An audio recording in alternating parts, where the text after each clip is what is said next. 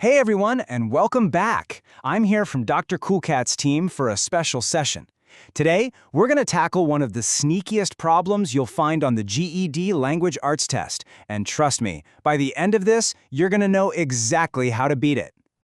That's right, we're talking about sentence boundary errors. You know the ones, those questions with the little drop-down menus that can totally throw you off. But don't worry, our goal today is simple, to give you a foolproof strategy for every single one of them. So, here's the game plan. First, we'll talk about what Dr. Coolcat calls runaway sentences. Then, we'll get into spotting the specific errors. After that, I'm going to give you a grammar fix-it toolkit. And finally, we'll wrap it all up in a simple playbook for test day before you get a chance to try it yourself. Sound good? Let's dive in. All right, Section 1, Dr. Coolcat's runaway sentences. Now what are these? Well, think of them like a train that's completely jumped the tracks. It's just a mess, right? It's confusing and it's not going anywhere useful. These pop up all the time on the GED, but I promise you they are totally beatable. Okay, so the first step to taming these runaway sentences is learning how to spot them in the wild, right? You can't fix a problem until you know what the problem is. And on the GED, it really just boils down to three main types of errors you need to look out for. First up, we have the fragment, and it's pretty much what it sounds like. It's just a fragment of a sentence that's trying to pass as a complete one.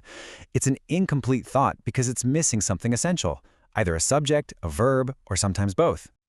Okay, check out this example. Because the library closed early. See? It just kind of leaves you hanging, doesn't it? What happened? What's the rest of the story? We have no idea. That's an incomplete thought. And that, my friends, is a classic fragment. All right, next on our list is the run-on sentence. This is where you have two or even more complete sentences that are just slammed together. There's no punctuation, no connecting words. It's like two ideas just crashing into each other. Super confusing.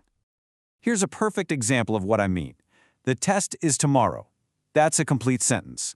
I need to study tonight. Also a complete sentence. But when you mash them together like this, you get a run-on. It's just plain wrong, and it makes it hard for the reader to follow.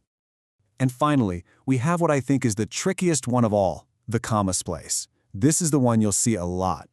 It's when you take two complete sentences and try to join them with just a comma.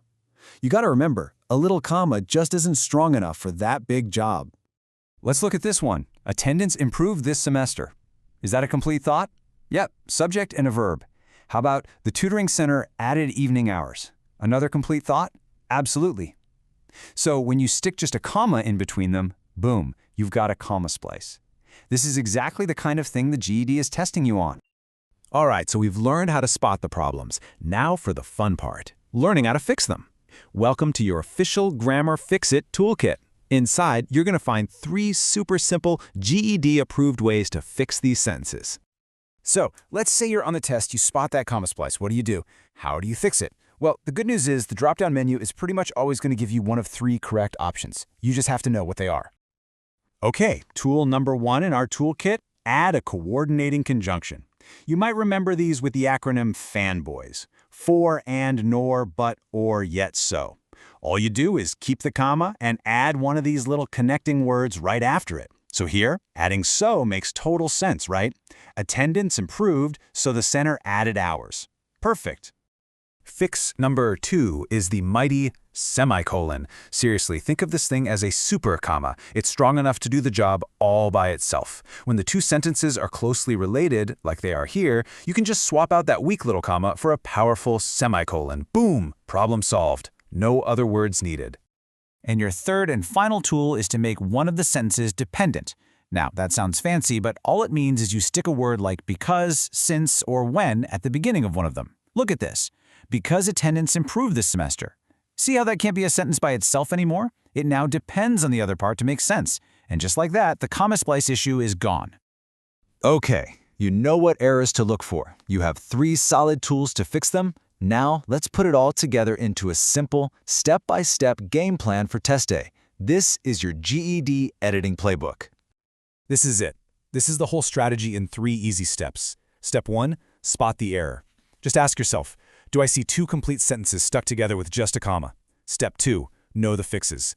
Your brain should immediately go to those 3 tools: conjunction, semicolon, dependent clause. And step 3, choose the match. Look at your options in that drop-down menu and find the one that uses one of our 3 fixes. That's it. This process will not let you down. Okay, I've done a lot of talking, but you know the best way to really make this stuff stick is to try it yourself. So you ready? It's your turn. Let's do a quick practice run. All right, here we go. Take a look at this sentence. The results were announced, everyone celebrated. First step, what's the error? You see it, right? 2 complete thoughts, 1 little comma. It's a comma splice. So get out your new toolkit. How would you fix this one? I'll give you a second. So, what did you come up with? Maybe you thought of adding and. The results were announced, and everyone celebrated. Totally works. Or maybe you went for the semicolon. The results were announced, everyone celebrated. Also perfect. Or maybe you tried tool number 3. When the results were announced, everyone celebrated. You see, all 3 of these are 100% correct answers on the GED.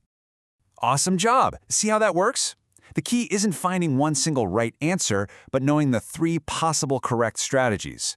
Now, I'm really curious. Which fix did you think of first? Which one just sounds the best to you?